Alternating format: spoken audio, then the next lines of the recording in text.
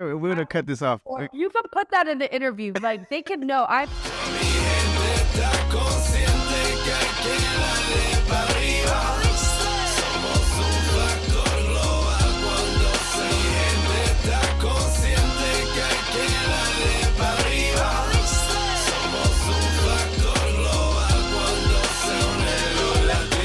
Welcome, you and all, to another episode of the Global Latin Factor podcast, where we talk about Latino everything. And today we have a very special individual, amazing. We have an amazing, talented Latina recipient of Premios Tejano Mundial 2023 for Best Artist. She's Colombian, Puerto Rican, and Korean. She has over 247K followers on TikTok, thousands of subscribers on her YouTube channel. Also, one of her favorite quotes, "Shoot for the moon," has pushed her to not to shy away from her greatness. We have Gaby, Gabriella, aka Gabriella Martinez, in the house. Hello. Hey, how are you? I'm great. How about yourself? I'll push it through. I appreciate the time. Thank you very much. Of course, yes. Thank you for having me. Yes, this is an awesome episode. I'm glad that I get to talk to you before you're able to not be reachable in the near future. But for the meantime, I really, truly appreciate it. Again, thank you. I know that you're a little bit under the weather, but you're pushing through. But it means a lot for you to be here. And I hope I cover everything correctly on your introduction. Yes, no, that was a great introduction. I was just expecting you to say my name, so thank you. You make me sound important. You are very important. You're a very special individual. You're here. You're doing your thing, and I think it's amazing to highlight that part. So you're definitely are important, not only to me, but I'm pretty sure for a lot of people. Your parents, and your family will agree. Thank you. Okay, so I'm gonna start with a segment that I like to call Preguntas al Chile. Preguntas al Chile. If you have not subscribed to the YouTube channel, go ahead and do so. If you're already here watching, take the time and see the beautiful graphics Carlos put together. And you can see the lovely lady, Gabriella. You ready? Kind of a little bit of rapid fire, but you let me know which one you like better. Tacos or quesadillas? Quesadillas. Corn tortilla or flour tortilla? Oh. It depends on the meat. Depends on the meat. Okay. Gorditas or arepas? Oh, I'm Colombian. Arepas. Arepas, okay. Fanta or jarrito? Jarritos. Okay. What flavor de jarrito? Lime. Nobody, and you know what's crazy? No one ever had the lime flavor when I want it. No one. Like, I would be like, what? No one has it. And I'm like, you know what? Like, I buy it at Walmart. Like, when I want it, I just go to Walmart and I get my lime jarritos because I'm like, my favorite flavor. It's the best one. They are delicious. They are delicious. Okay, agua de horchata, Jamaica o tamarindo? What was the first one? Agua de horchata, Jamaica o tamarindo? I've never had either. Not either? Tamarindo, horchata? Never had one. Never? That's cool. We need to, next time you're in the market square, get you one of the agua frescas and let me know which one you like. And agua fresca. I've had agua frescas before. But which flavor? They got horchata, they got Jamaica, or they have tamarindo? I literally had lemonade. Lemonade? Yeah. There's nothing wrong with lemonade. Lemonade is very refreshing. Sorry. No. That's the only one I've ever... because, you know, in Florida, like, there's a lot more, like, Cubans, Dominicans, Colombians. Yeah. There's Mexicanos también, but, like, you don't see as much as you see here. You know what I mean? Like, everywhere you turn in San Antonio, there's, like, a taqueria, there's agua frescas, like fruterias, like there's stuff everywhere. But in Florida, like you really got to look for stuff like that. But here, I could like literally pull up to the taco bus across the street from where I live. So yeah, I see a trend that you like limon type of stuff. Yeah, I love lime and like even the lime slushies at Sonic. Like I like anything lime. That's awesome. Okay, seguimos. Do you like bandeja paisa or lechona? That's stuffed pig. Bandeja paisa. All right. Bistec encebollado or tripleta?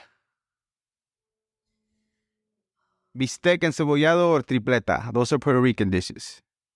I know, I'm struggling. Bistec. I love bistec. Like, carne is always going to be my top. Okay, let's see if I get the pronunciation right on the next one. Kimchi or bibimbap. Oh, dang. So, okay, those are so both because kimchi you put with the bibimbap. Ah, okay. So it's kimchi is like kimchi is like the equivalent to like what the sriracha, like your sriracha, you know what I mean? Or like your salsa. Like that is the garment that goes on. Like I eat kimchi. I'm not even kidding. Like I have so much kimchi in my fridge. I eat kimchi and rice all the time. And I see what you're doing. The Colombian, Puerto Rican, and Korean dishes. I see that. You caught me. Yes, you gotta have them both. Like kimchi goes with any Korean dish. Like I don't care what it is. Even with my like noodles. Like if I'm eating anything, I'm gonna put kimchi on it. So I put kimchi on my Mexican food, to be honest, because I have kimchi too. Yeah. kimchi tacos. It goes great. It's a great condiment to put on it. It's definitely awesome. Okay, so I know you're not too much into the spicy. However, if you had a choice, salsa verde, salsa roja. Okay, so here's the thing. Salsa verde for us, Colombians, it's not as spicy. Nope. A funny story, LOL. When I lived in the valley, they said, "Do you want salsa verde?" And I was like, "Of course, I love this one. It's so good, you know. Like I've had it before." I put the whole thing on my taco because I thought it was, you know. Yeah.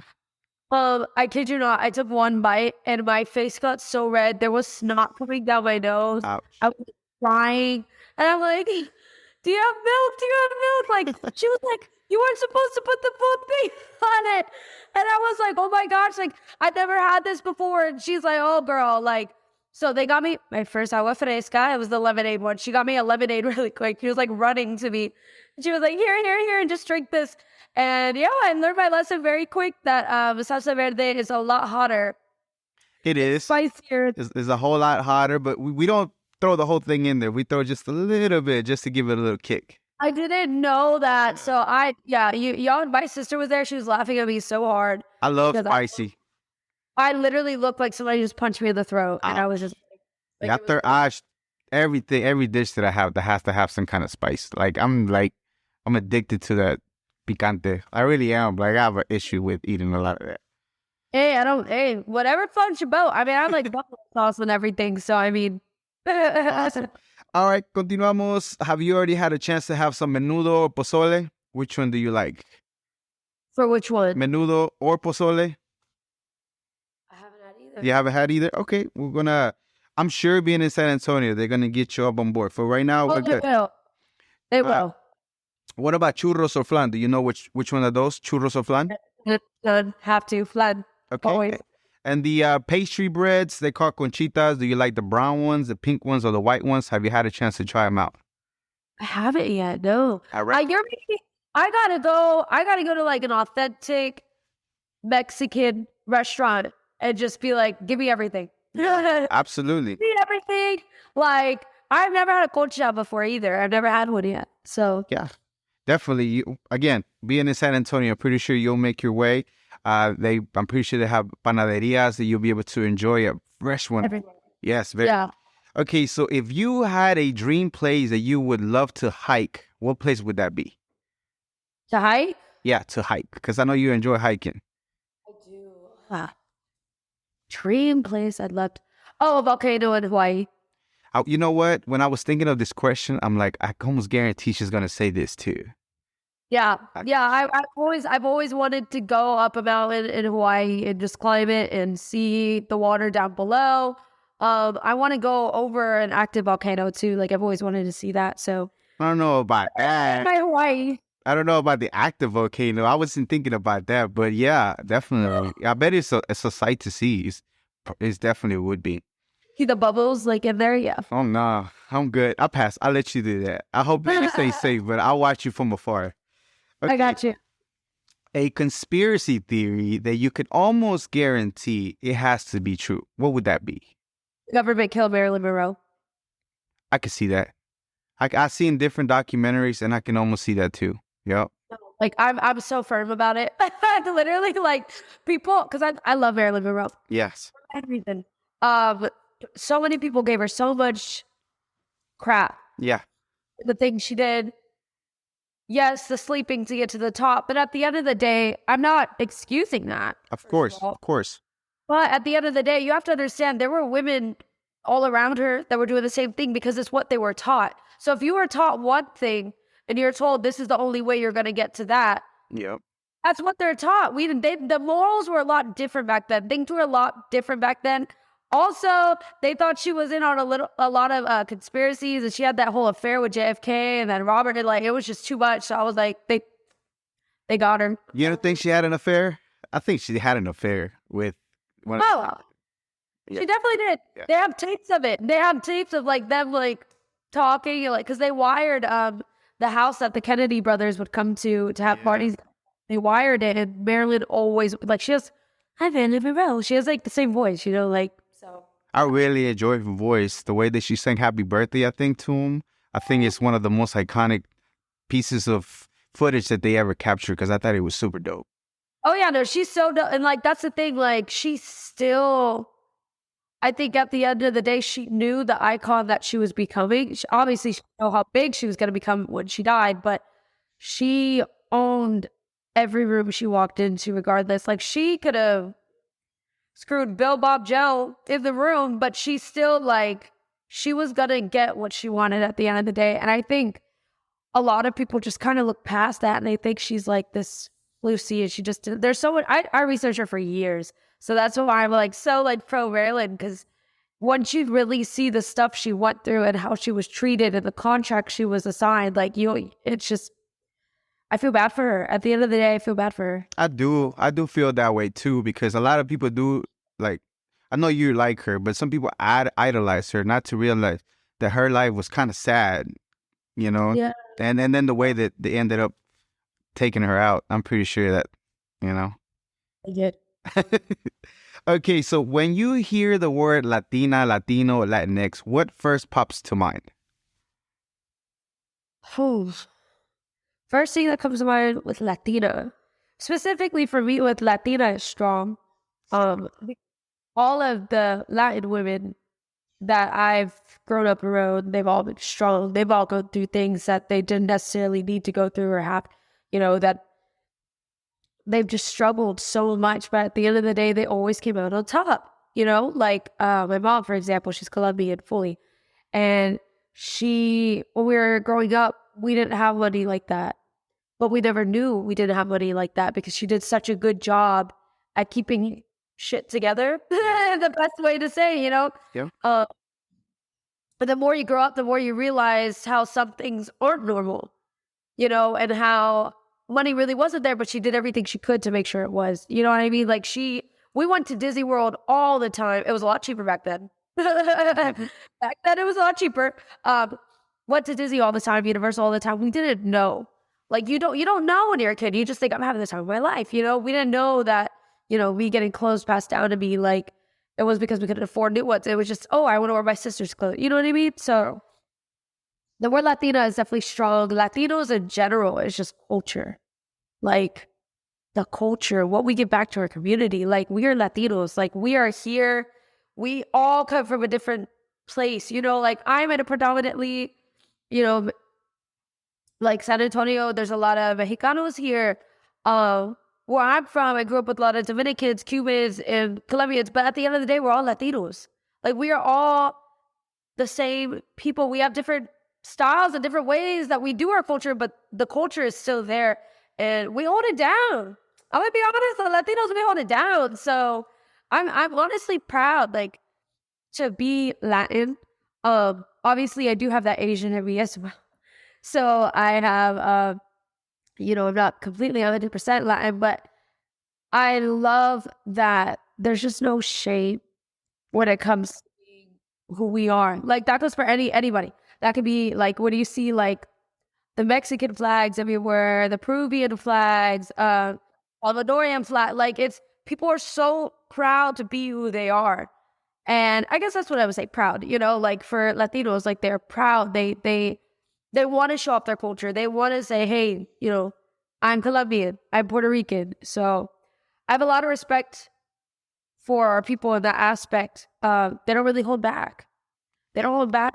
And they're loud about it. And I love it. Like, be loud, you want to be loud. You want to be in people's space. Like, be proud of who you are. Absolutely. And do you care if they call you Latina? I know one of your TikTok you had said you were a his Asian baby.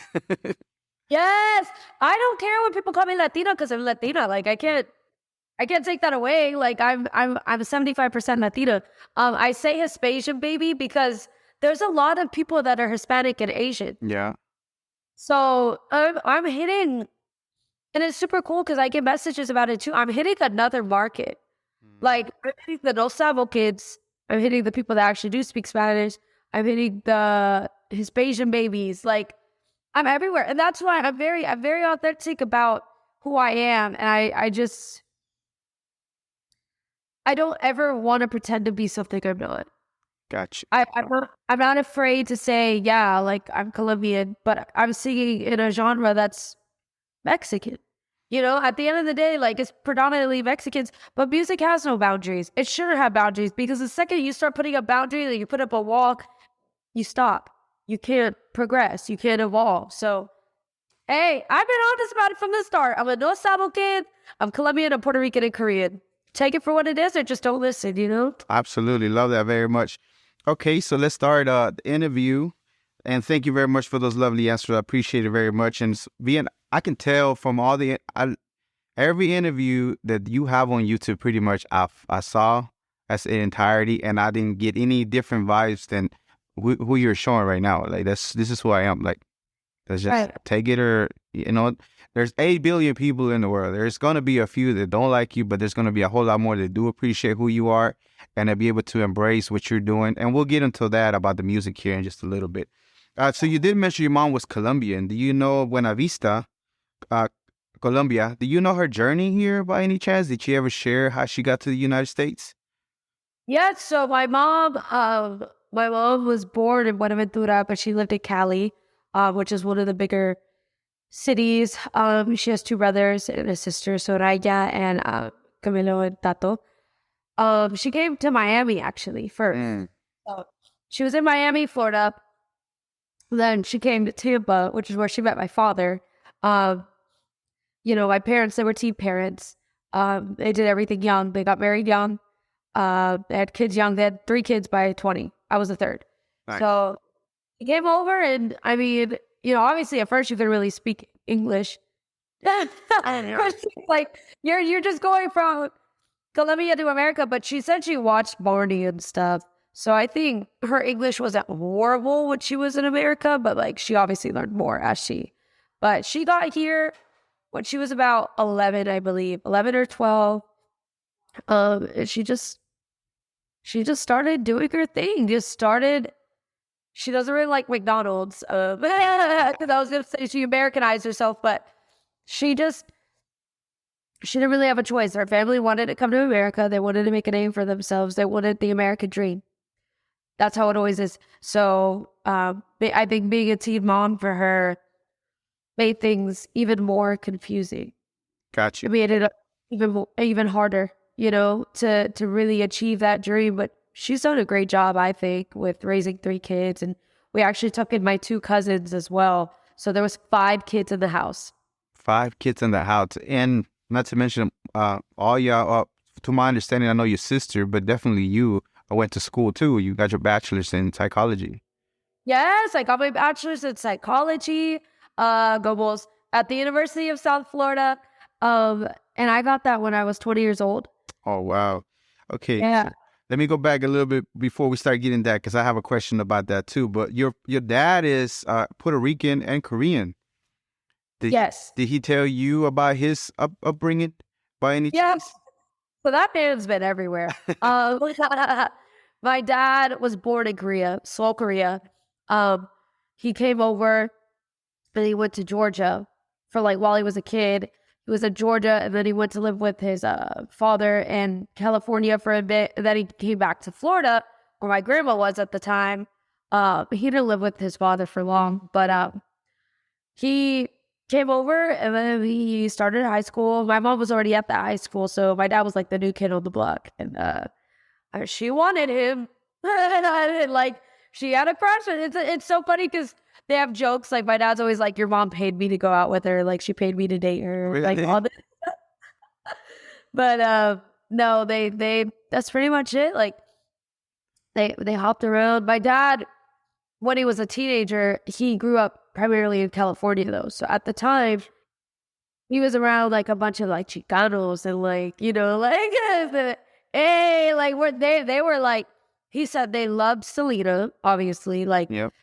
Selena all the time. He had Frankie J all the time. He heard like, like just people, Latin music, Mexican music, and he wasn't used to that because my dad's not, he doesn't speak Spanish. He doesn't speak a single lick of Spanish. So he's like, kind of just like the odd one out. But he eventually came over to Tampa. And again, that's where my parents met. And then boom, the rest is history. So That's awesome. And wasn't a military brat, was he any? Like his dad was military at all? I think yeah, but I don't think when he was like growing up, he was still military. Like that's how my dad's father met my grandma, was because he was military and he went over to Korea. So, Got you. but and it too long once they came to America. That's awesome. So you always been an overachiever, from my understanding. Homecoming queen, class president. Where does that come from? Where does that drive come to be striving not to shy away from your greatness? Because Latinos sometimes they'll be stay humble, this and that, but a lot of times you can remain humble, but at the same time don't shy away from going for greatness instead of staying mediocre, right? So where does that come from for you? I've always said, shoot for the moon. Even if you fall, you'll land amongst the stars. Yep. I love that quote. Go for the highest thing. Don't go for vice president. Don't go for secretary. Go for president. Because when you show people, I'm not here to play. Like, I'm going for the top thing. I'm going to show you I have what it takes. And I'm going to do my thing. I didn't want to just make homecoming court. I wanted to be the queen. Like, I think you always have to just shoot higher than what you're aiming for. Because say I ran for vice president, I didn't even get it. Like, it's just, you got to just want what more than what you think you can achieve. You have to always tell yourself that, like, I deserve this. Like, have that mentality. I deserve this. I'm going to get president because I deserve it. I'm going to be queen because I deserve it. Like, it sounds silly. It sounds like, why does she have the audacity to think that? But it's a mindset. Your mind is the thing that's going to stop you from reaching to the top. It's you. It's not anyone else. People can say whatever they want to say. It's whether or not you listen that makes a difference. But for me, it's a mindset thing. Like, I deserve this. I'm going to make a hit song. But where does that mentality come from? Where did you started thinking in that manner? Was it at home? Was it something that you seen when you were growing up that made you want to think like that? Because a lot of times, some Hispanic, some Latinos don't have that. They have the limitation of some kind of limited belief that they couldn't push forward and be that. They're happy with being just in the court. But you were not that way. Your mental was different. Where do you think it comes from? Honestly, my parents and my sister, I would say for sure. My sister is like the biggest overachiever. Like, that girl, like, she got 2 degrees by 19. She's an attorney, right? Yeah, she got a law degree by 22. Like, hello. Let me back her up. But then at the same time, like, my parents, my mom especially, like, go for it. Like, if what doesn't kill you makes you stronger, go for it. Dude, she wanted me to experience everything in life.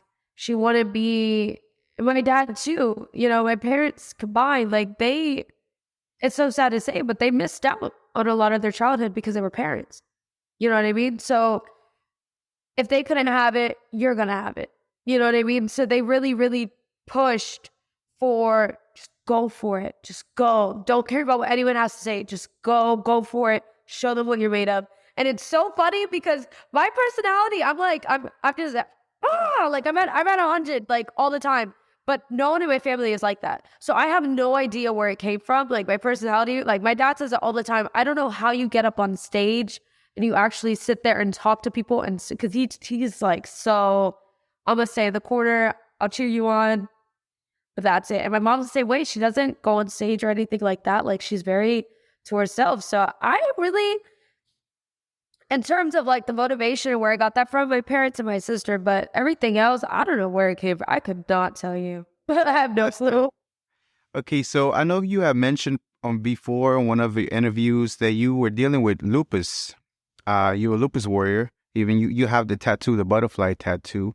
Can you explain to people what is it exactly and what are the challenges that you have to face sometimes whenever you have like an episode that you have to deal with that people might not even see that you are because of all the things you do, because you're always on the move, you always this, then they might not realize that you have that, but you still, it doesn't matter. It doesn't stop you from doing whatever it is that you're doing. Right. Okay, so I have systemic lupus. There's two types. Mine is systemic, which is lupus is autoimmune disease.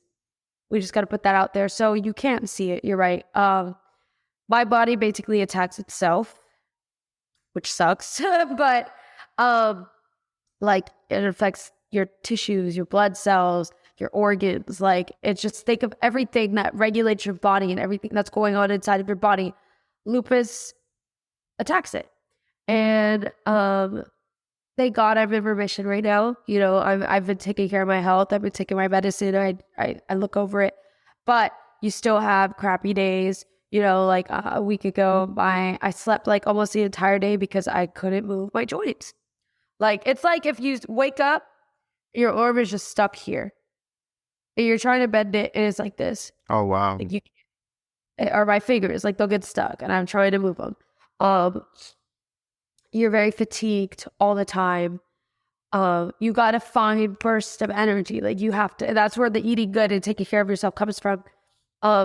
You're fatigued. I lost a lot of my hair in the beginning, which sucked. That was very sad for me. You just feel like half of you some days. I don't know how else to describe that. Like, it's like if somebody took half of everything you could do, every capability you had, just cut it in half and boom, like it's gone.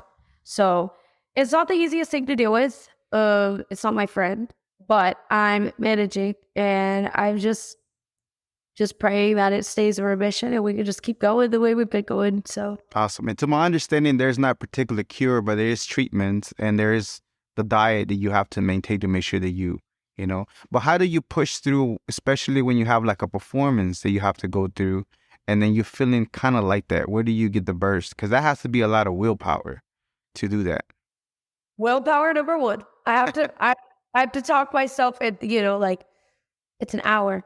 You're going to be okay. You could rest afterwards. You're going to eat after. You're going to be okay. Drink water. I take my medicine. I drink, I'm not even kidding, like so much water, like as much water as possible. And I drink a tea usually, just get everything calm and going. And I just go. I don't rely on energy drinks. I've never had any type of energy drink in my entire life.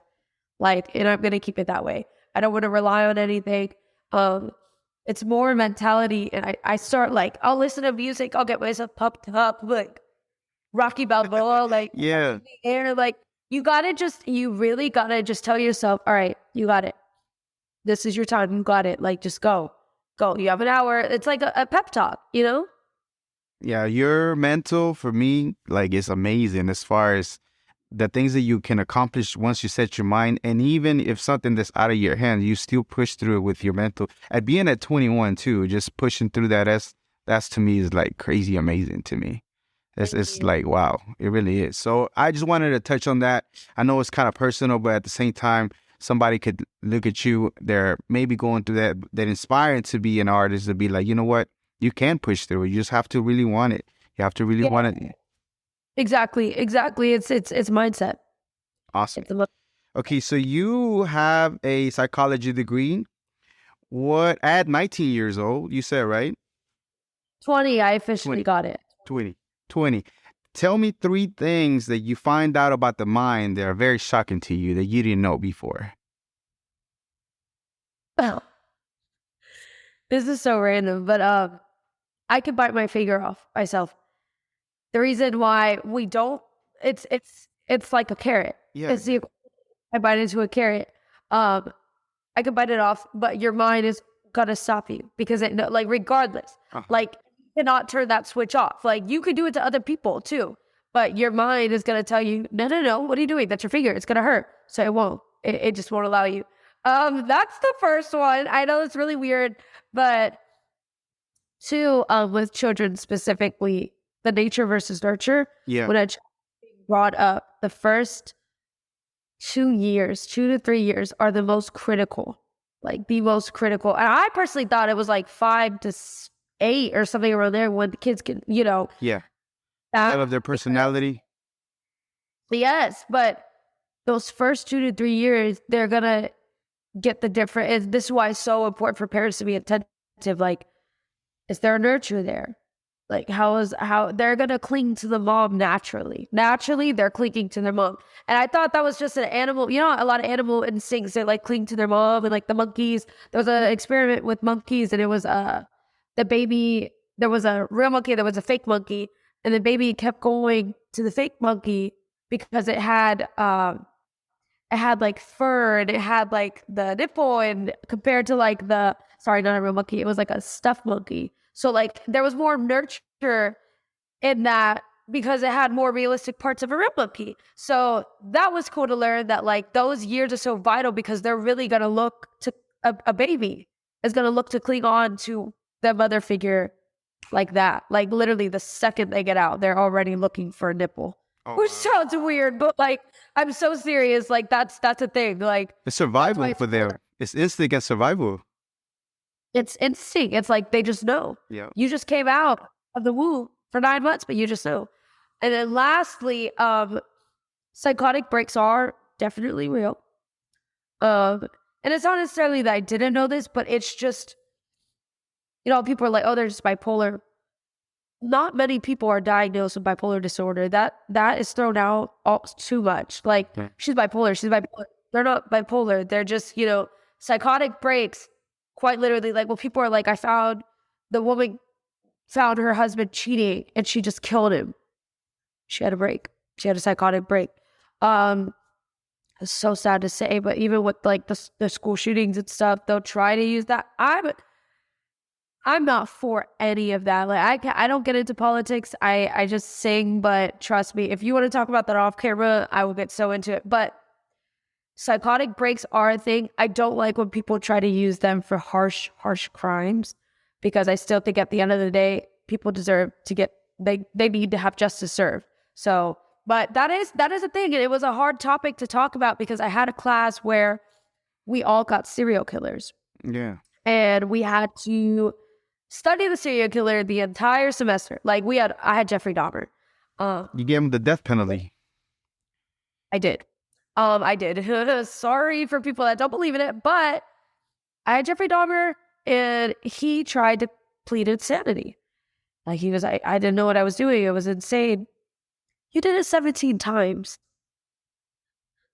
Like, you know what you were doing. I'm sorry. Like, no. So I did give him that. Other people were as harsh. And personally for me, I just believe that there needs to be more examples made. So it breaks my heart to see how cruel the world is becoming and how easy some crimes are just being let off. And it's like, it's just not fair, like I wish there was more.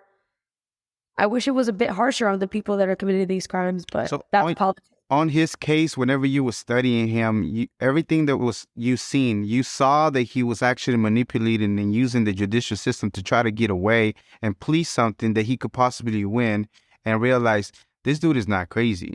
You're making all this up and exploiting the fact that our judicial system is weird to try to get away of the things that. Now, do you think there has to be something sick with him still, right? With Jeffrey Dahmer? Yeah. He was definitely sick. I'm not denying that. I mean, like that, he had a lot of issues. Like when I say I had to research him, like we had to research, like we had to get back into the family history, to the dad's dad. Like it was a lot because we were judged on that. We only had one grade that semester, and it was that, like a project. So we had to learn. He was definitely sick. I had to look at the photos. Oh, wow. You can opt out of that part, but I was like it's encouraged. So you look at the stuff that was done, it was so inhumane that, you know, he was sick. He was sick. Like that's just a whole other level of evil that there's a lot going on there. But I still don't think he should get a slap on the wrist for that, just for saying he's sick. Because I think if they did that, he would not be able to stop and will continue to do that eventually. Right. I feel like, to me, I never seen the series or whatever, but I know that if he was exploiting that, then after being let go with a slap on the wrist, most likely he would end up doing the same thing over and over again. Right. So that's why I'm like, you know, and that was part of my argument. Like, we need to start making more of an example because it's too easy. Too many things are accessible. Too many things are being let off. Oh, they're like life in prison, but parole in 20 years. Okay. No, like, I'm sorry, but I could go on that could be our whole interview. Like, I would go on into. No, we're going to move on, but I appreciate you sharing. I want to make sure I touch up on the things that you're done, which I think is amazing that you're not only you're doing and following your dream and taking a lot of chances, but you have a degree, but still are willing to move forward with the music, which I think is amazing as well. Okay. Right. So that's why I wanted to touch up on a few things like that. Yeah. Well, thank you. Yeah. No, I'm so passionate about so many things that are like, I'm gonna get into some fights with people because. Yeah. Say that. Okay, so I know you said that you've been singing since you can remember, since you were a little bitty, right? However, what are your earliest memory that you can recall that said, "Oh, this is for me. I love this. I love this. This is what I'm gonna be doing." As far as singing, do you remember? Actually, yes. And it's so crazy. No one's ever really asked me that specific question before. I was in elementary school. I had a music teacher, and it was Miss Chapman. I had Miss Witchman and Miss Chapman. Miss Chapman introduced me to soul music. Motown. I was like, the hell's Motown, you know? It was Ray Charles, Hit the Road Jack. And I remember talking to my dad about it, you know, like I learned this new song and I love it. It's by this guy, Ray Charles. And then we ended up watching the movie Ray Charles with Jamie Foxx. And I would go to her class all the time. There was this thing called Host, where it was like an after school program. And she would like be there. She'd be there in the summer program. And she always played Hit the Road Jack. And like, that's the Hit the Road Jack. Don't you come back no more, no more, no more, no more. That song. And I would just sing with her. She showed me Etta James. She showed me like, everybody. And I was like, where have I been? Like, I'm 7 years old. I'm like, where has this been my whole 7 years? You know, but then is when I really, really started to like, I like music. This is cool. And then my mom, she listened to a lot of like Spanish music, like Ana Gabriel, Gloria Estefan, Selena, La India, like bands from Colombia, salsa bands, Mark Anthony, Hector Lavoe. So Rocío Dúrcal, your favorite? Huh? Rocío Dúrcal, your favorite? One of your favorites? Yeah. Just music in general, or just Latin? No, Rocío Dúrcal, the singer. That's one of your favorites, right? Oh my God, Rocío Dúrcal. You know why she's one of my favorites too? Is because she had so much emotion in everything she sang. Like, I mean, like, she could sing A, B, C, D, and she'd be like, A, B, C. Like, she would like make me feel the ABCs. And I think that was such a hard thing. Same with Ana Gabriel. Like, people could say, you know, people could say, can you feel it? Like, what are you telling me? Are we, what's the story? What's happening? Can you feel it? You know? And when Rocío Dúrcal, like, my favorite song by her is La Gata Bajo la Lluvia. Because, like, oh my God, like, I don't even have to be in a heartbreak, but I, like, tell myself I'm heartbroken because she sings it so good. Yeah. And I just admire her for that. I think that's one of the hardest things to do. Like, I don't sing things unless I feel them. I gotta feel it. Even if I'm not heartbroken and I'm singing a song about heartbreak, I will go back to a time when I was heartbroken just so I could feel it. You know what I mean? And that's a special talent to be able to, like you said, everybody sings, but to be able to sing and to be able to hear and go through your ear and actually even feel it to where your hair stand up, to where you feel it in your being of the sadness of the projection of those words coming through. And that's a special skill. Yes. Agreed. Yeah, definitely. So would your dad really sing country? Did he really sing country? Did you hear him, or was that were you playing around? Was that a joke? Oh my God. He hates when I say this. Really? Okay, so my dad is not like, he hates attention. He hates like every time I bring up, oh yeah, my dad sings country. He's like, no, I don't. Like, stop telling me. He's like, stop telling people that.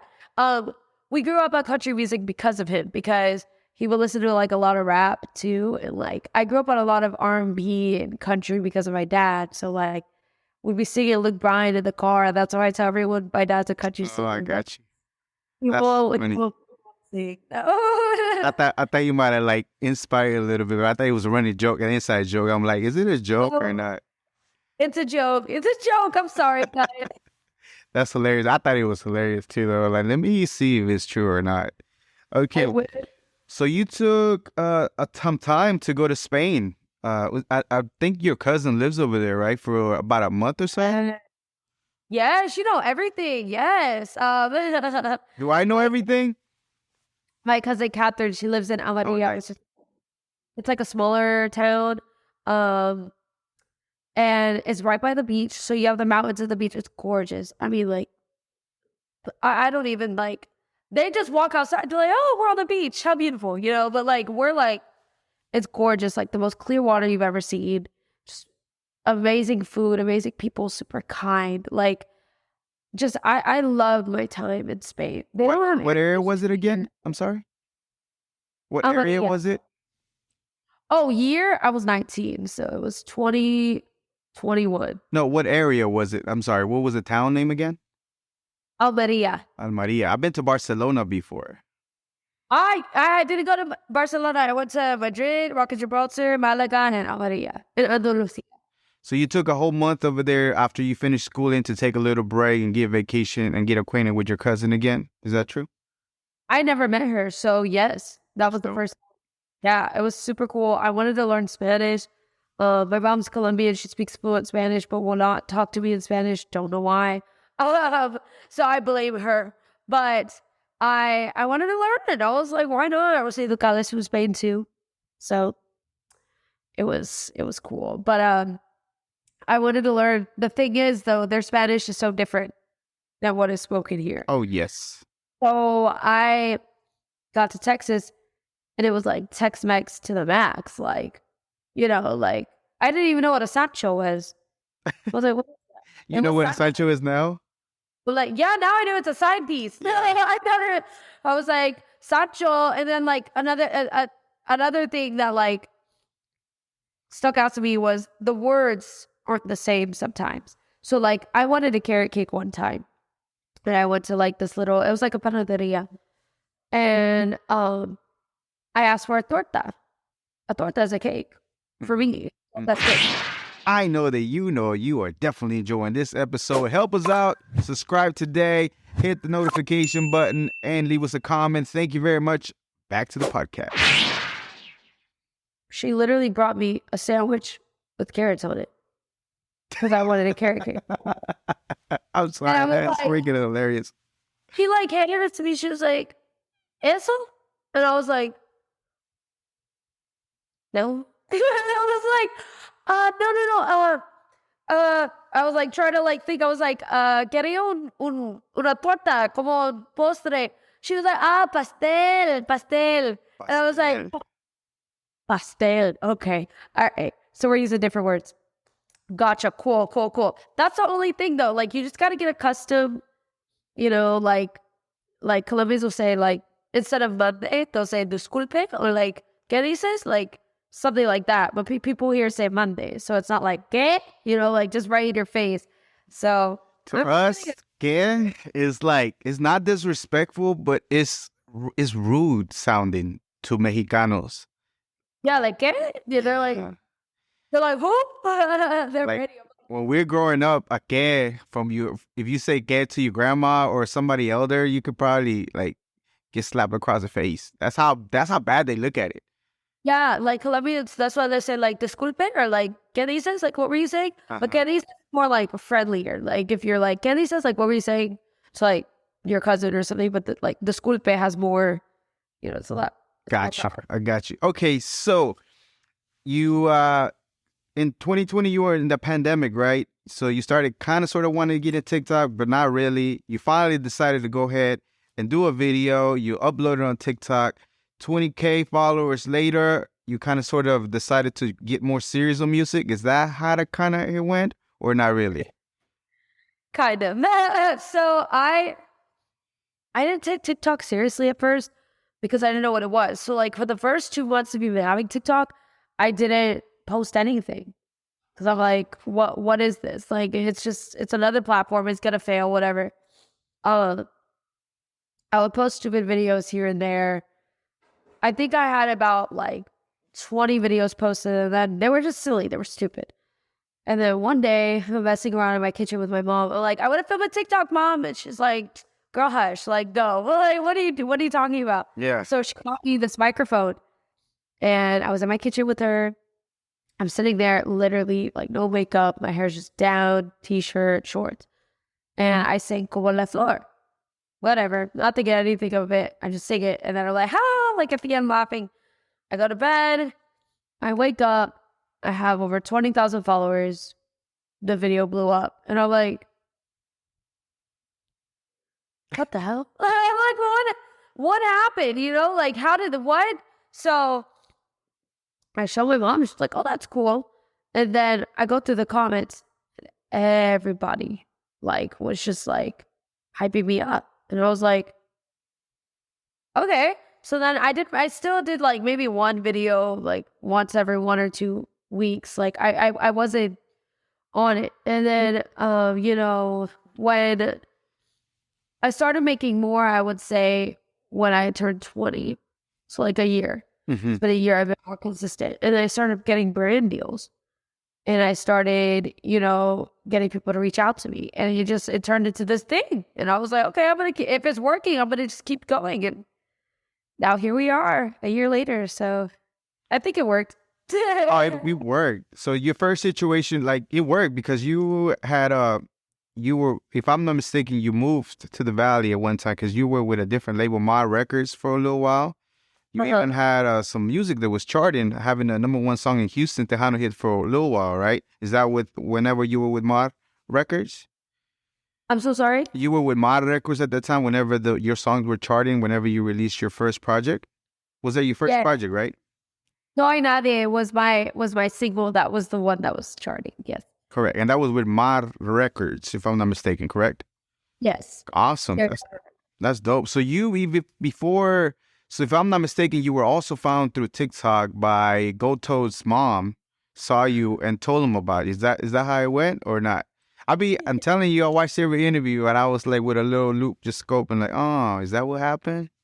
Yeah, so I didn't know that till later. First of all, I didn't know who Gotos was at first. I was like, Gotos? Like, you know, like I'm thinking to myself, what is that? He DM'd me one day. I was like, hey, like, I was just wondering if you wanted to hop on a call. You know, I wanted to talk to you, see if we could make a song or something. I go on his page, just rappers. And I'm like, does he think I'm a rapper? Like, there's a way you could think I'm a rapper, right? Like, I don't rap. Like, I can't rap for shit. So, like, I hope not. No, he wanted to make a song, and I was scared of contracts. I was weary about contracts, and so I was like, okay, let me talk to my parents about it. Like, even though I am 20 at the time, I still rely on like everything, you know, because they're my backbone. They know a lot more of this world than I do. They're more than twice my age. So I just wanted to be sure. So I get on the Zoom call and he's just telling me everything. We meet up at the studio down in Corpus with El Dusty. I picked him because I was like, this man's legit. Like, he's gonna get shit done. We made I Amor, which is one of it was my first single with Gold Toes. And from then on, like, I met his wife, Michelle, who I adore. His mom, I haven't met in person, but I met her over the phone. She's like, I did that, by the way, you know, like, that was me. I found you. So it was cool. And I didn't know this, honestly, till recently, that people in California were talking about me and Gold Toes making this deal before I even knew about it. So wow. It kind of just came together at the right, like, the the perfect time. I can't even just say it, like the perfect time. He came at, yes. So you had an agreement to do just one song, but then after that song, you decided to make you're one of the artists, right? For GTD. Yeah. So he does distribution all across the board. He has like, I don't even know how many artists. Like he has a lot of artists for distribution. I'm the only artist signed to his label. So You're the only artist signed to his label. yeah. Yeah. Awesome. That's amazing. Wow. And here you are, TikTok. The thing that you didn't like is kind of assisted a little bit because you already had the talent. You just needed people to look at it. So Oh, thank you. No, I appreciate so I know you like Tejano. I know you have sent us some interviews that you were kind of embraced by that culture, and they kind of saw it, and was that how the decision to go with the song "Ay Amor" that's a little bit Tejano cumbia? Is that how it went, or what was the decision to go with Tejano right now? So for me, I keep saying this. First of all, Tejano, I have so much respect for. Like the genre, I have so much love, respect for the genre itself, the people I was able to meet along the way. I never expected to be accepted into it because one, I'm not Mexican and I'm not from Texas. Right. So I have nothing to show, but they did accept me, and I appreciate it because it feels so good to be included into something like that. When I make music just that I love. I don't put any title on it. Because the second you start to box yourself, you're never going to get out. So I say Latin. I sing Latin music, but I'm at the end of the day, like I will sing Tejano to the bone. Like if you want to get down and dirty with some Tejano, I'll yate all day long. So like I will do Tejano, but at the same time, I don't think a lot of people at this point, like they don't want to box it. So I don't necessarily box it, but with Tejano, it'll always be my first. It'll always be the first thing that, that accepted me, that took me in, that started helping me get that name. And I love it for that. I love the people for that. I just, again, so much respect for the industry of the genre. Like Shelly Lades, I have to give a huge shout out to because she took me under her wing and she came in at a time when I needed her the most, and she is a Tejano legend. But at the end of the day, I'm going to keep creating. It doesn't matter what genre it falls under. I just want to make music that people can feel, that they can really, really just dive into. Yeah, I think maybe if you get some criticism, it might be from the older folks that grew up and saw it. But to them, what would you tell them to know that Tejano, when you do Tejano, a song in Tejano is in good hands? What would you tell them?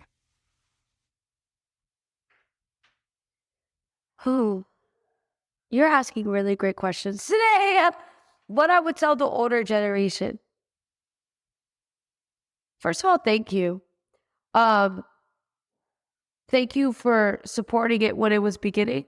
Whether you're at the beginning, the middle, it's not the end of Tejano. So wherever you came at with Tejano music, whether you were the musician, you were the singer, you're the producer, the promoter, the fan, thank you because you started that blueprint.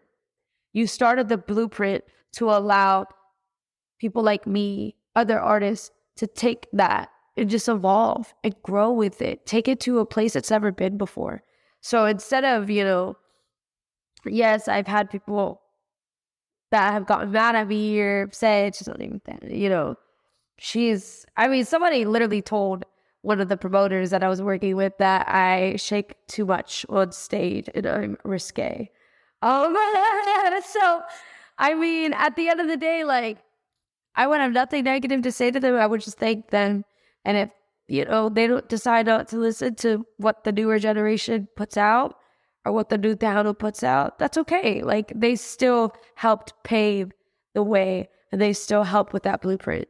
So I would think it's in good hands if you continue to do songs in Tejano. I know you want to focus on just doing Latin music in general, whatever sound it might be, but I think whenever a song's put in your hands that is Tejano bass, I think that it's a good hands for you to give it the life, give it the feeling, and give a good song out for people to enjoy. That's just my take. Right. And the last song I did, it's going to fall under so many categories. Like, it's technically a mariachi bolero, right? But then it's going to turn into a Latin pop ballad. But then it can be this, it could be that. You see what I mean? There's so many different doors it can go through. Just let it fall wherever it decides to fall. At the end of the day, I think we just all should just work on creating music we love. And whoever decides to listen to it, cool, awesome, heck yeah. Like, that's what we want at the end of the day. I don't want anyone to feel like there's pressure to make something one thing, because that's how music doesn't evolve. You know what I mean? Like, you gotta give everything space to breathe. And I think everyone's doing a great job with that. So yes. One other question about that part, as far as so whenever you were thinking about doing, like, you were thinking of finding a song to do, there was a particular sound that you had talked about that you were looking for. What exactly was the type of sound that you were kind of sort of looking for, that El Dusty was able to you were able to see that maybe he will be the one to create the sound that you were looking for? What was that sound? I wanted a Jennifer Peña Cumbia Kings type vibe for the first song, which is where I Am What has like that very much, how do I say this? Like, not an acoustic sound. It's very electronic. But it's nostalgic at the same time. The last song that I just made, that's not even, hasn't been previewed or anything. It's a lot more acoustic cumbia. It's a lot more, I guess, regional Mexican. But at the same time, it's vallenato music as well. Like, vallenato music is Colombian based. Cumbia is from Colombia. Yeah, and it's there's accordion in it. There's that sound that the congas are in it. Like, I'm just pulling from everywhere. Like, it's still my roots, but I also want to go with, that sound, that acoustic, that raw sound. I love the sound that I Am What gave, but I want to hit everybody. Like, I want to just put stuff out that can just make everybody happy. And if it doesn't, it's fine. But I don't think that's a bad thing necessarily to think about. Like, I'm not making music specifically for people. It's not like, okay, I have to make a powerful mariachi with 10 different instruments and like I have to, no, because so-and-so wants it. No, I'm going to make music that I like at the end of the day. Like, it's always going to, if I don't like something, I'm not going to put it out. Like, I just can't. It's not like me. I got to put stuff that's good out, or else it'll eat at me nonstop. I like that. I like that even though there is a demand of certain people want you to go a certain direction, your heart tells you that you need to put the things that you enjoy, that that people are going to gravitate. Not to mention there's a lot of thought. I'm talking about the feeling nostalgic about what used to be and bringing it into a new life in 2023. That's pretty cool that that process goes through your mind to think about those things before you even put a song out. Yeah, and I really want to focus more on, I love I Am What. It will always be my first love. I don't know how many more songs I'll make in that style. Right now, I'm focusing more on, like, corridos, more cumbias, but, like, instead of the boop, boop, boop, it's more like a sway, sway, sway, sway. Because what I noticed, there's nothing wrong with this, men. I love you. However, a lot of the songs that I'm seeing, or like when I turn on the radio, or like that are on playlist, a lot of them are men. There's a field right now, and specifically corridos. Again, nothing wrong with this, men. I love you. But what women do you see in corridos right now? Now, Karol G had a 200 tiros, I think, that did. But other females, there's not a lot. You're right. There's not. Scared. And the thing is, I love corridos. Like, I love the guitar. Like, like, go crazy. Like, let's go into it. But they tell a story, right? Yeah.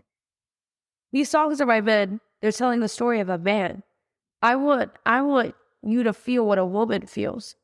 Because I'm not gonna be like, I'm a man, I'm drinking a beer after work with my besties. Like, Can't relate. You can't relate to those I songs. can't relate. It sounds great, but I want to relate. Like, that's why this local V I just did as well. Like Grupo Frontera, they're taking over with that style, which is cool. That's great. You know, honestly, props to them. Like, I'm so glad they're doing what they're doing because they just started out and they made it big. So good for them. Like, I love seeing that. I love seeing people just believe in their dream and just go for it. But again, that's another like Karin Leon. Like, those are the names you hear. I want more women. Like, and I'm gonna take. I think I'm gonna take it on. I think I'm gonna just put myself in that category and be like, hey, I need hey, more. I need more conviction on that part that you're gonna take over because you haven't been the one to doubt yourself on it. You know, I'm just no, saying. and you know what? I feel like it's just gonna take. I know Becky G just did something with Peso Pluma, called Chanel. It's a corrido, but again, it's like it's attached to a mayor. Like, I'm just like, come on, women, like, we got this. Like, I want to take it on. I want to just take a risk. Why not? You never know. You never know what can happen. I want to take that risk. I want to be, yeah, I'm Colombian. I'm walking in here, but I'm going to do it strong. My head will be held up high. I'm going to be confident about everything I do. And from there, we'll just see. Your voice is so strong. Not to mention you can hit the lower notes if you needed to, and versatile at the same time. That I think whatever you wanted to dive in, that you are able to do that and come out with a great product, a great song that women can relate. And not to mention that you want to deliver that thing that they can feel and be like, yeah, I know where she's coming from because I've been there too. So yeah, I can see it. I can definitely see it. Yeah. All right. So as far as Ay Amor, is there any talks about maybe doing a remix or another with one of your Tejano peers by any chance? Or you're going to let it marinate a little longer and then you're going to come out with Amores Como Tú with Mariachi, which is getting ready to come out soon, right? Yes, that one, it might get pushed back a little bit. Amores Como Tú might get pushed back, but for good reason. So I don't want anyone to think I'm leaving them on the back burner. We're in the works with some cool people. Some big people that I never thought I'd even have the chance to get to know. Nothing you can share with us today? Is that something that you cannot? Not yet. You almost got me. I was like, no, but I'm just, everything is lining up in God's favor. And I need to just keep my head up, stay humble. I'm excited. Like, when this takes off, like, I'm telling you, it's going to take off. Like, I think right now is the waiting period. And I'm being tested in so many different ways, so many different ways. But this is the waiting period. This is the time where I'm religious, where God is like, watch what's about to happen. Take the time for what it is now because watch what's about to happen. So. You know, I had the same thought that you were saying because I know you had mentioned at one time you were a server, and then you said, "How come I can't blow up immediately?" and things like that. And then appreciate the times where you're doing this and it's slow, that you're not really moving full force because you know it's coming. And I was thinking about the same thing as far as the way that my life goes. I'm like, I gotta appreciate the thing that I'm able to go to the grocery store, that I'm able to go to a restaurant with my parents because. Maybe here in a few months or whatever, I might not be able to anymore because, you know, things are going to start developing. And that's a huge one. The parent thing, you know, the thing you just said, you know, about, you know, thanking God for little things. Like, I could still go out to eat with my parents. Like, I had a very close friend of mine. He lost his mom last year very abruptly. And you know, it sounds so stupid. I know it sounds dumb, but the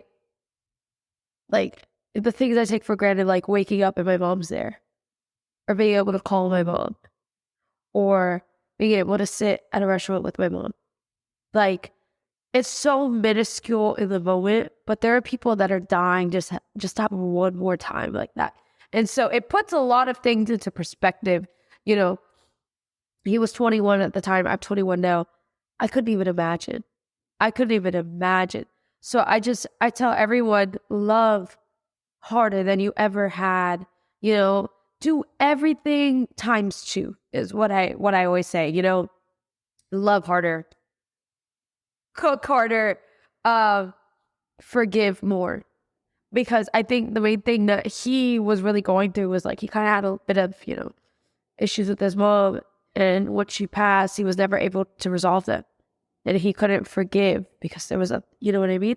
So I definitely, I keep that in perspective now.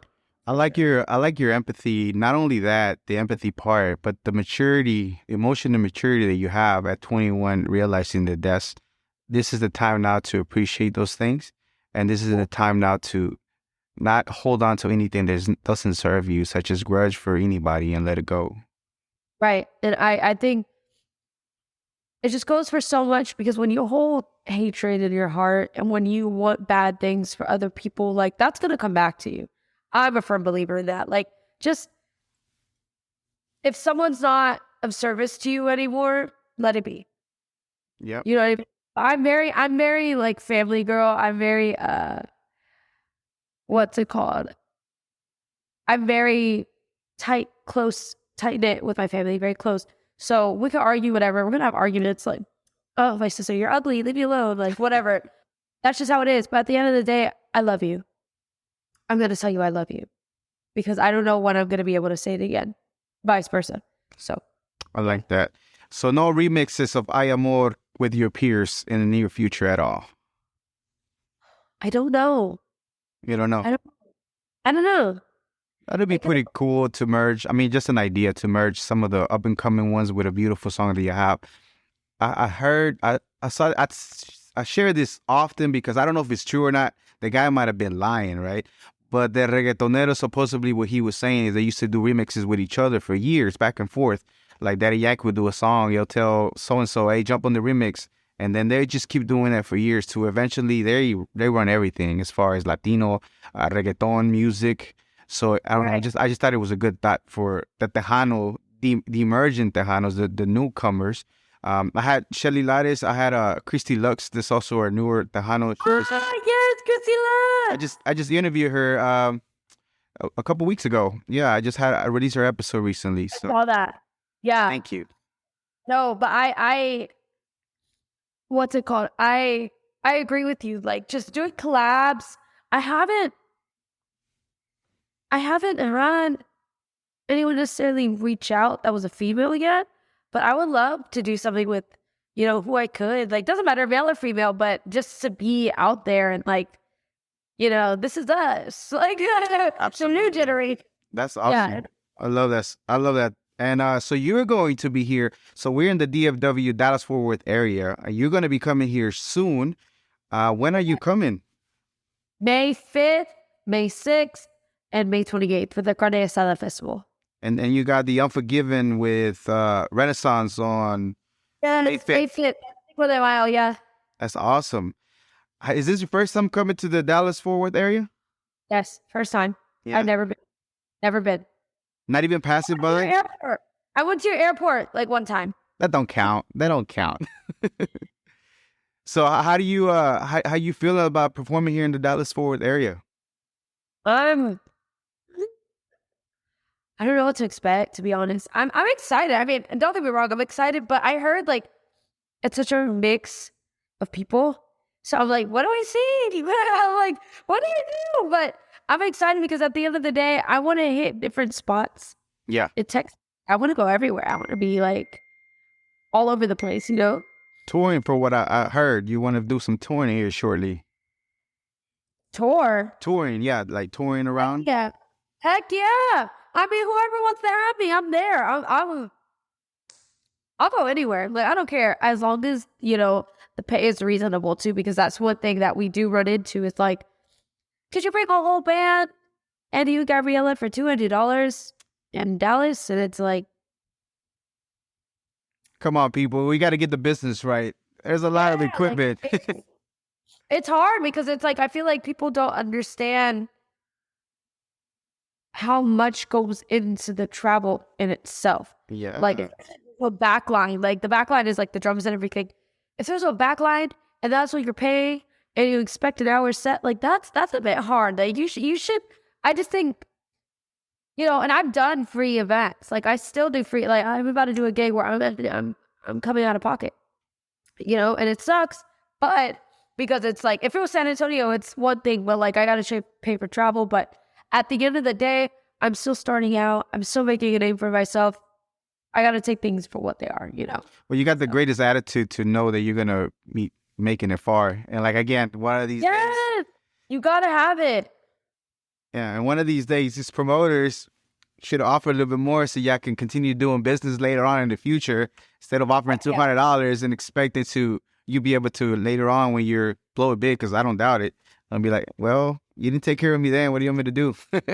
Yeah, no, I think what it is, it sometimes comes off a little disrespectful when they give that amount for a band.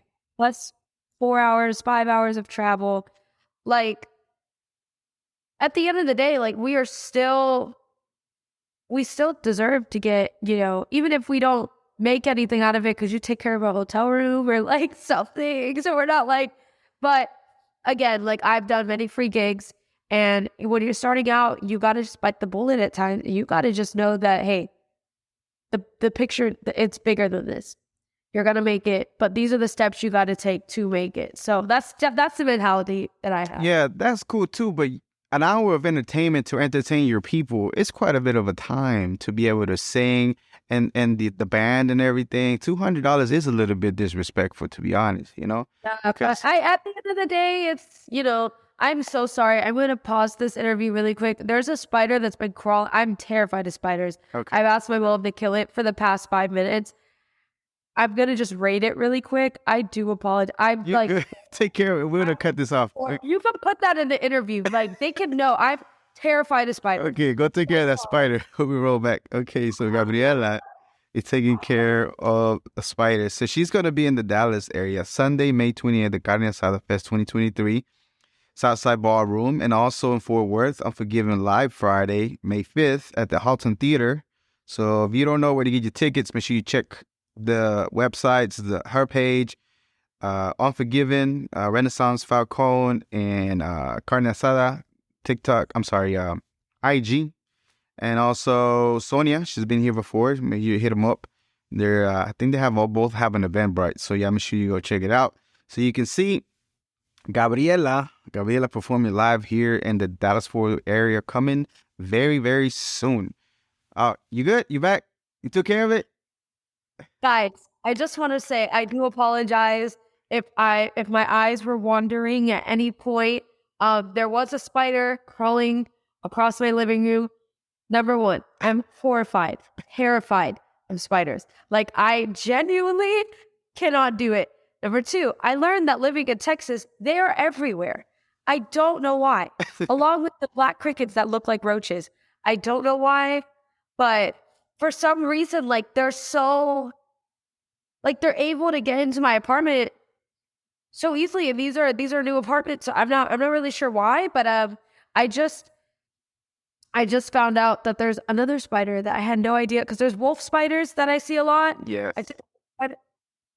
I see the wolf spider a lot. I just killed one, a baby one. Sorry. I killed a wolf spider. There's black jumping spiders with white dots on them. And then there's this red spider with black legs. I can't handle it. So you're good. You took care of it. You're good. As long as you're safe. Okay, we're running real close to the few last questions. So social media days off. So you Saturday, Sundays, you take a break from social media. Is that posting it or just social media in general? You don't just try to stay away from your phone? Sunday, I just trying my best to not even go on it. I don't want to deal with it. That's mainly on Sundays. I'm either working or cleaning. So that's just get off. Saturday and Sunday though, I don't post it off. Fridays, I'll post if I have stuff already made, but I'm not going to go out of my way to make content. Like, I'm not going to but like, I usually stock up on them. I do that so I don't burn myself out. Got you. Because I've met so many creators. I go to TikTok events. I was just at a women who will TikTok event. And I met so many women and they have the same issues. Like I get burnt out and it's hard to keep making content and I get it. So it's like, okay, Monday through Thursday, write that content. Like just keep going, keep going. And then Friday, if you have to post it. If not, okay, Saturday, Sunday, you don't have to post anything. Sunday, try on TV, go on it. Give your mind a break. Like you're not going to lose all your followers overnight. Like just give yourself a break. So that's what I think I'm gonna take that approach on you too, because I realize the weekends are weird and the traffic's not as high anyway. So I'm gonna take that approach. Everyone's out as well. Like you gotta realize that. Like nobody's gonna be like, oh wow, Gabriella just posted a singing video. I'm at the club. Let me listen to it. Like no one's doing that. And so it's just really about taking care of yourself. Awesome. And I've also seen something about Casa TikTok. What exactly is Casa TikTok? I don't know what it was. Yes, Casa TikTok is for the Latin creators on TikTok. They reached out to me about a year ago, a little bit less than a year ago. And it's just all the Latin creators. They invite us to events. They gave me a gift for Christmas. And it's just to make us feel more included, to let us know we're not alone. If we need anything, we reach out to the people. We have specific emails. I get emails like daily from them just about seminars that are going on, events that are going on, tricks for your TikToks. Like, so it's just a community based of Latin. There's creators. There's, I think, about 215 of us. Oh, wow. Yeah, so it's not a lot of y'all. I mean, it is, but it's not compared to everybody that's on TikTok. Yeah, no, it's not much because I don't want to say, I guess it's a little prestigious. It is. It really, everyone does something different. There's not many that are singers on there. Like there are other singers, but then you have chefs. You have people that do arts and crafts. You have people that are into fitness, fashion. Like everybody's different, but it's just a Latin community. So it's pretty cool. That's pretty awesome. And one other question, because I know you take classes for your voice and everything, but mostly focus on the breathing. So what is the best advice you can give somebody young, an up-and-coming artist, as breathing techniques for performing or the exercise breathing to help you out? Yes. So in terms of just always warm up your voice. Even if you're about to sing just one song, like the national anthem, whatever it is, warm up your voice. You don't want to ruin your instrument. You only get one. It's not like we can go back out and buy a trumpet or buy another guitar. No. Like this is your instrument. So take care of it. Drink lots of water. Polish it. Even if you're not singing every day, just polish it. Just take care of it. That's my best advice. Just take care of your voice. And is there a particular breathing exercise that you do like to do to help you out for your performance? Yes, so I have a specific I have 3 that I always do, and it's the vocal fry. It's singing through your finger. It's just constricting your airways, getting them to your vocal folds to kind of flap more. And then I do the raspberry trills, but to a song. So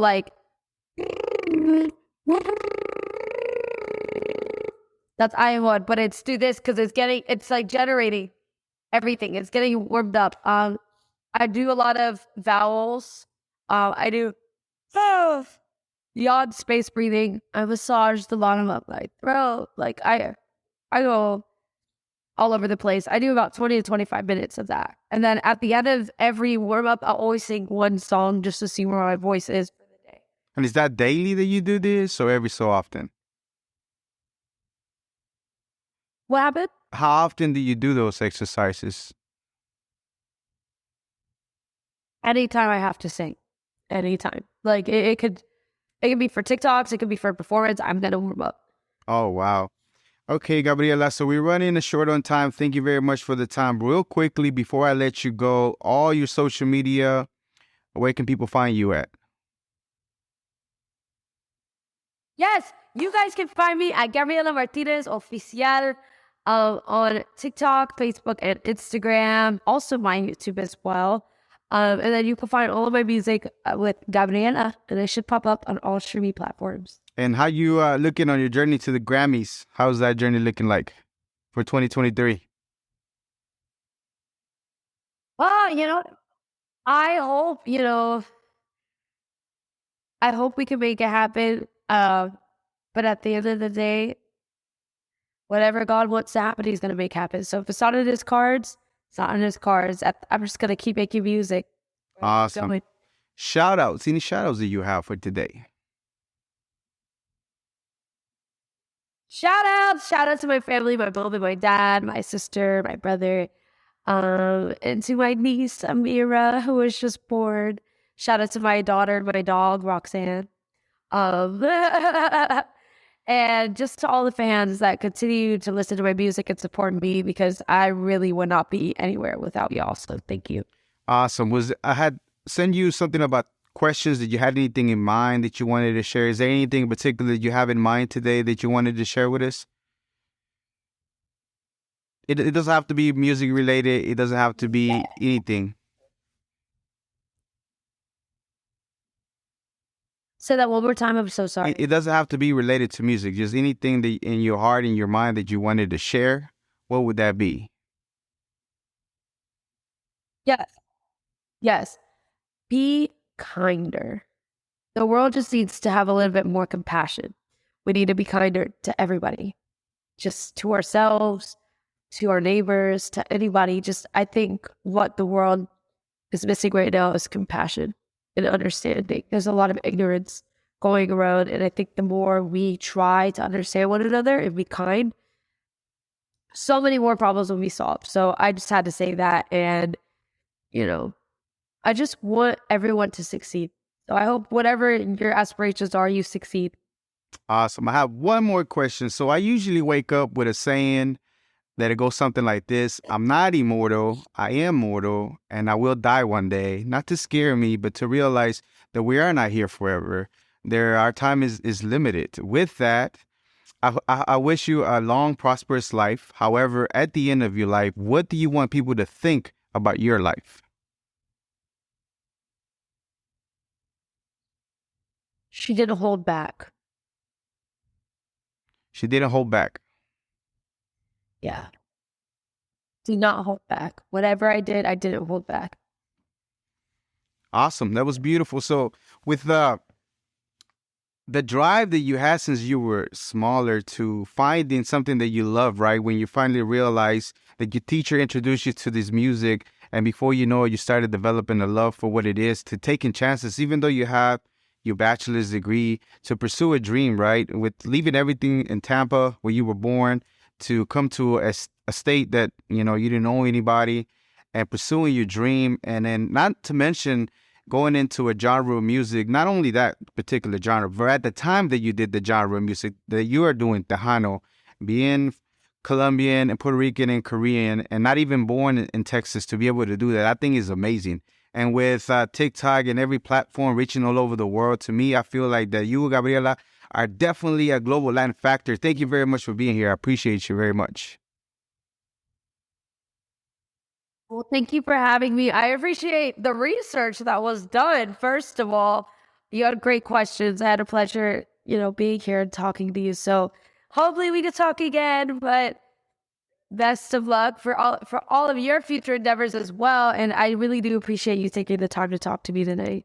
All right. Thank you very much. This was another episode of the Global Latin Factor podcast. Remember, we are just like you. We're the spice in this melting pot that it is the world. Till next time. Us. Thank you very much for checking out another episode of the Global Latin Factor podcast. Make sure you go and subscribe to the channel. You are very important, and it means a lot to us whenever you go and subscribe and hit the bell so you can get notifications whenever we have new episodes. It really does truly mean a lot to us. Thank you very much.